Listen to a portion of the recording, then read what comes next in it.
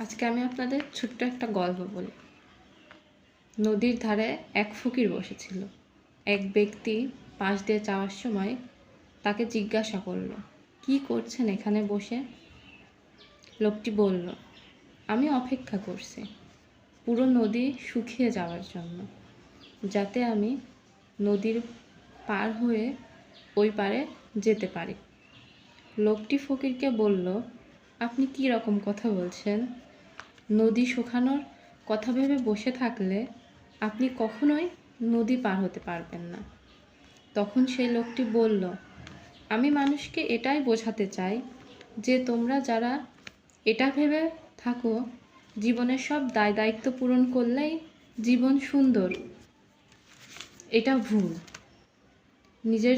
নিজেকে সময় দাও, আনন্দ উৎসাহ ঘোরাঘুরি করো, যেই সময়ে যেটা করা উচিত ঠিক সেটাই করো। সবার সাথে দেখা করো, সবার সাথে সময় দাও, পরিবার আত্মীয় স্বজন কাছের মানুষদের সময় দাও, সময়ের কাজ সময় করো। এই কথাটাই আমি সবাইকে বোঝাতে চাই।